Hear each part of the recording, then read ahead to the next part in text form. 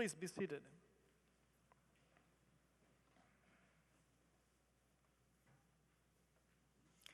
From a preacher's perspective, I can tell you it is not easy to reflect on a gospel text like the Good Samaritan and to come up with something that hasn't been said before. We all know that this beautiful parable is the result of Jesus' conversation with a lawyer who asked him what he should do to inherit eternal life. The lawyer, because of his vocation, was all about the law. Jesus, because of his, was all about love. So he tried to help this lawyer to move from a place of rationality to a place of love. Actually, he was trying to help this guy to move from a place of rationality to a place of irrational love. The Levite passed by and did nothing. The priest passed by and did nothing. The Samaritans stopped, cured the man, changed the roads, and took the hurt man to an inn to be looked after. Love is the motive that makes the difference in this parable. Love shown in a great way to an unknown person without estimating the costs. If you notice, there are no dialogues among the characters in the parable. The characters are only known by their indifference or their compassion to the unknown hurt man on the road. The Levite, the priest, and the Good Samaritan had something in common, and it was not only the fact that they were traveling the same road. They had something in common with each other, and they do have something in common with each one of us. But please hold on to that thought for a moment as I share a story with you. Years ago, when I say years ago, what follows is always in Cuba. Years ago, in Cuba, that's where my life was until the last 2.5 years. I was waiting, as it is common in Cuba, for a shared Cuban taxi. I'll explain what a shared Cuban taxi is. I will explain you the concept. A group of people going to the same destination get together and share the total cost of the taxi. And the taxi will not go anywhere until the car gets full. So if you're going to the next town, you need 6 people going in that direction to fill up the car. Or you're not going anywhere, and the car is not going anywhere. When the number was completed to fill the car, the taxi driver, listen to this. This is a real story, it's not a parable.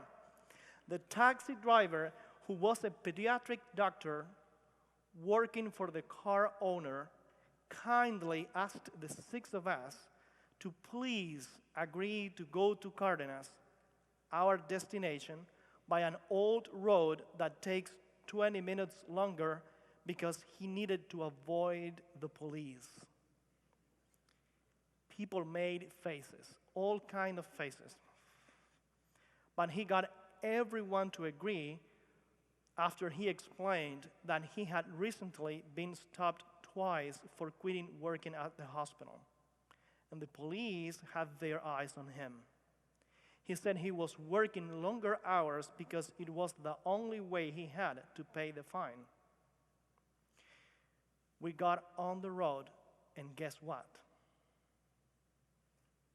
He was stopped, of course.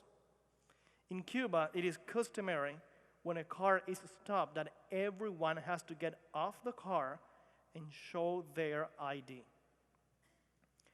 I saw the driver's face, and I could tell he was doing his best to keep his dignity and not to break down in tears.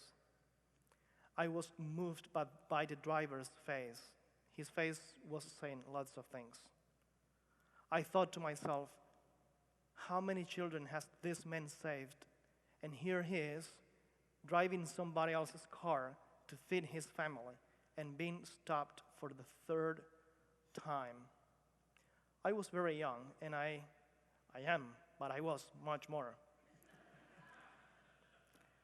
And I swear I didn't estimate the cost, but I knew I had to do something. I completely lost my peace, and I felt called to do something. The only thing that occurred to me was to distract the policeman's attention.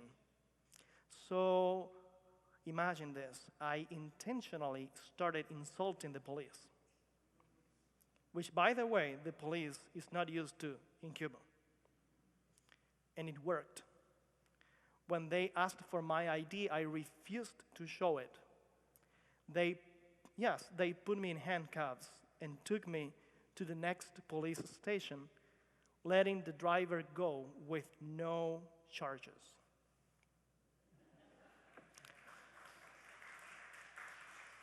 I know it is weird, but I felt God's presence with me while in that police car in handcuffs in a very special way, in a way I haven't experienced very often in my life. And that taught me a lot of things. I learned that God's presence is not always necessarily a sense of peace, but sometimes a sense of uneasiness, an uneasiness that makes me stop and change roads, take risks, and get in trouble. I learned that God's presence is also that sense of urgency that you want to ignore because it is annoying and interrupts your peace and questions you and moves you to love and to make yourself available for the other. That's God's calling. That's what the priest, the Levite, the Good Samaritan, you and I have in common. We are all called by God to love without estimating the costs. God's presence is that call that constantly moves and invites us to love without estimating the costs. He calls and equally invites each one of us to become neighbors of the hurt people we find in our way.